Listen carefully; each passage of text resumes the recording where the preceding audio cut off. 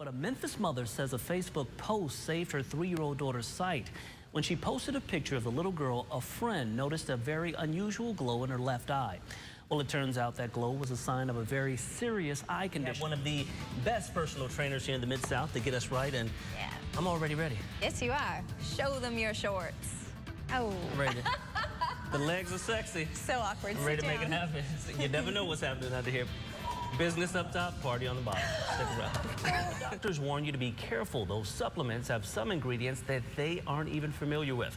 A bad reaction can lead to high blood pressure or an increased heart rate, or even worse. This is always a very emotional ceremony. You mentioned it was 46 years ago today that Dr. King was assassinated, but despite that time frame, this is still always emotional for everyone who comes down here to participate, and also for the members of Alpha Phi Alpha who come to lay that wreath. And of course, every year on this date, the museum takes time to remember Dr. King by laying this wreath. Election day for Democrats, hoping for a shot at the seat that was once held by the late state representative Lois Gabbard. Grr. Yours was better than mine. Grizz Nation. Memphis will head back to Oklahoma City this week after a heartbreaking loss over the weekend. Hundreds of federal technicians that work for the Arkansas National Guard. More than 700 workers will be brought back under a special provision. I didn't pack on any weight, but I think I got sexier over the holiday. Absolutely, Rodney. I think Brittany, our camera op, I believe she thinks that. Yes. Everybody thinks that. Thank you. Welcome back.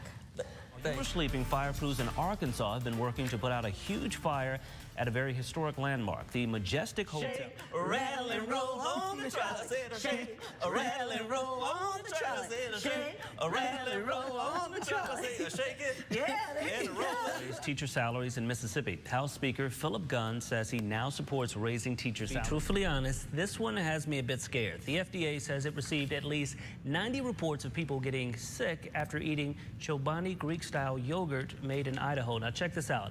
I eat this stuff every morning. It's empty.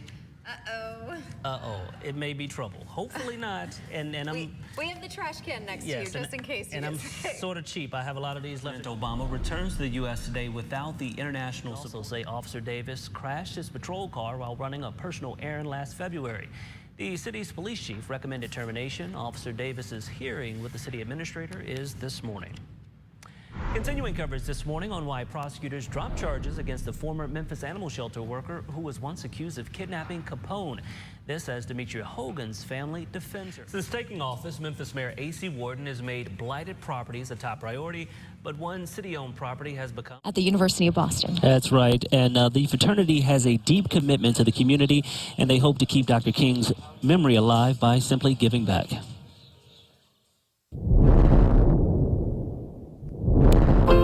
It is an awesome point to stand here. I can still remember the day that Martin Luther King was assassinated. For Daryl Arbor, this moment is almost like reliving a piece of history. The simplicity of the room, but it provided the basic things that were needed. And sometimes I think we get so caught up in the fringes and the bling that we realize that we really need the basic things in life to really have a powerful impact on others. Just looking at this room, imagining Dr. Martin Luther King's last meal, his last conversation, his last thoughts. That's empowering to me. That's overwhelming. That's one of our wreath-laying ceremonies that we did here at the museum. Arbor, like Dr. King, is a man of Alpha Phi Alpha fraternity. I am way here in the back. Founded in 1906, it's known as the first black Greek-lettered fraternity. Part of the frat's aims, love for all mankind. Their motto, first of all, servants of all, we shall transcend all. Something Arbor says Dr. King reflected in every part of his life. It's challenging us to remember that we are to be servants to our local community.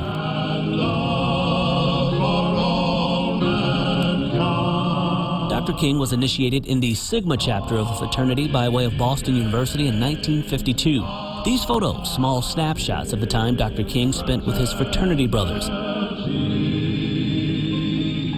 In an effort to keep Dr. King's life's work alive, the fraternity has established a number of service projects aimed at giving back, making an impact in communities not only here in Memphis, but across the country. On a personal note, it feels good to know that you're giving back. One of their initiatives is Project Alpha. It consists of a series of workshops and info sessions aimed at providing teens with guidance on life skills and pregnancy prevention. We visited one of those sessions just this week. Kenneth Carpenter spearheaded this project. This is just part of the mission of the fraternity, and we try to reach out. The Brothers of Alpha Phi Alpha were also instrumental in the campaign to erect the MLK Memorial in the nation's capital. They established a foundation to manage fundraising for the memorial's construction, a tribute to a brother who not only had a major impact on their organization, but this country as well. I'm always remember all the doors that were open because of things that those who were involved in the civil rights movement have done. For Arbor and his brothers, honoring Dr. King's life of service is not simply about remembering the past, but moving that agenda forward, pushing for a positive change. As I always say, there were doors that I was able to walk through, I didn't have to knock down. But my challenge is to make sure that I keep those doors open so youth and others that are following me can also have those opportunities to be the most that they can.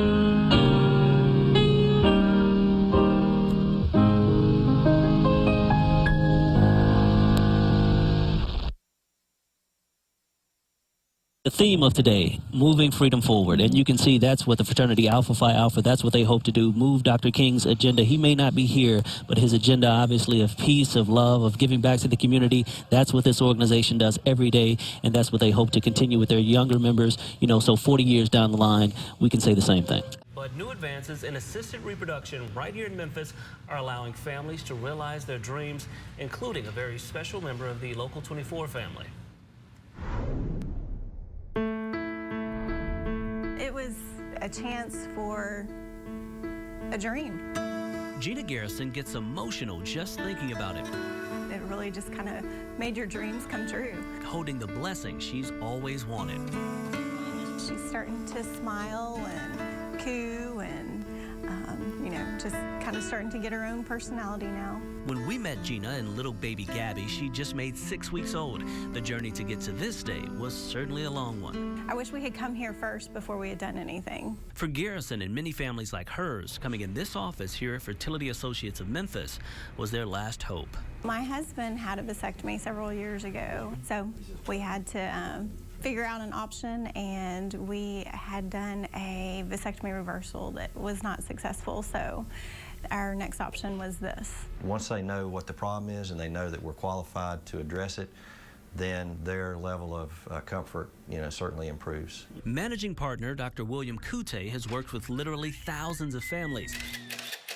Just a sample of the babies born here and the lives changed. They come back for their second child. They come back and send us pictures and bring their babies by, so it's a really fulfilling job. But each patient has their own chamber. We were given access to the lab as well as an in-depth breakdown of how the process works. This is liquid nitrogen. Part of what they offer here is sperm and embryo cryopreservation, basically freezing and storage facilities.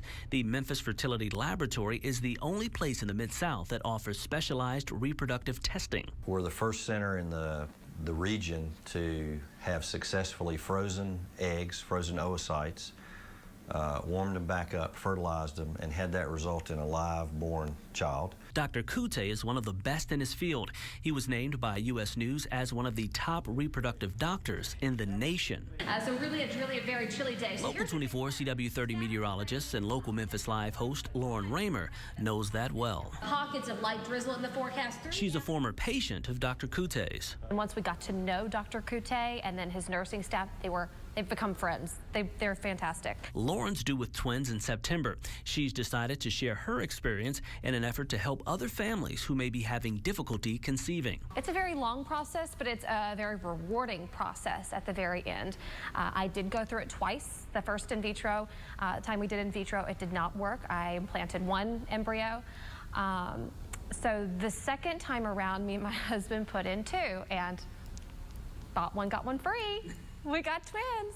To say she's excited about her arriving bundles of joy would be an understatement. You go through that whole long process, and when you do finally hear that it worked, it's like, it was all worth it. Assisted reproduction is becoming a growing option for families. About 70,000 babies are born each year in the U.S. through this procedure. The success rate is pretty high. It's definitely a growing trend, not only here in the Mid-South, but nationwide. Just lucky. As for Garrison, the staff of doctors and nurses here at Fertility Associates have become like family, loved ones who were able to provide she and her husband with a priceless gift. Just really blessed and glad that it worked, and wouldn't change anything. Oh, isn't she cute? We love little babies. For more information on the work done by Fertility Associates, of course, of Memphis, you can head to the Find It section of localmemphis.com. The question is, are my babies going to sleep like that little baby was for the whole time? That's the question. For you. Hopefully so. That's the question. Well, most folks get on Facebook to chat with family and friends, or even to possibly catch up on the latest gossip. But a Memphis mother says a Facebook post saved her 3-year-old daughter's sight. When she posted a picture of the little girl, a friend noticed a very unusual glow in her left eye. Well, it turns out that glow was a sign of a very serious eye condition. Now doctors are working to save the little girl's sight. In this morning's Health Alert, that mother is sending a warning to other parents. 3-year-old Riley Taylor is your average toddler, full of energy and always looking to discover something new. But what little Riley has overcome in the past few months is more than any toddler should ever have to go through. The first time we went in for the procedure, it was a little scary. We didn't know what to expect. The second time, she just went in like a big kid and did what she was supposed to do. In October of last year, Riley's mother posted this picture of the girl on Facebook. It was a friend who noticed the bright glow in Riley's left eye. Doctors would later discover that Riley had Coats disease, a very rare condition that could lead to blindness. It was just surprising that she had no red flags showing that there was something wrong with her eye. There was no indication. I think that was the biggest shock. Vision loss is perhaps the first thing, but not the easiest thing to detect on a small child. Dr. Jorge Calzada discovered that Riley had very clear signs of Coats disease. Disease specifically, there's these blood vessels that are not fully formed or not mature, and they leak fluid when they shouldn't. And they leak fluid into the retina, causing swelling. That, in turn, causes vision loss. It only affects about 1 in 100,000 people. It's always good to follow your instinct if you're a mother or your father and you think that something's not wrong with your child to have that checked. It's unlikely Riley will recover full central vision in her left eye.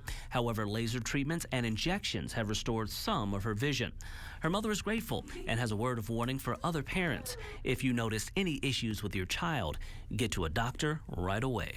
As a parent, the only way to diagnose this yourself or to have a red flag to get your child looked at is through a flash picture and knowing the glow.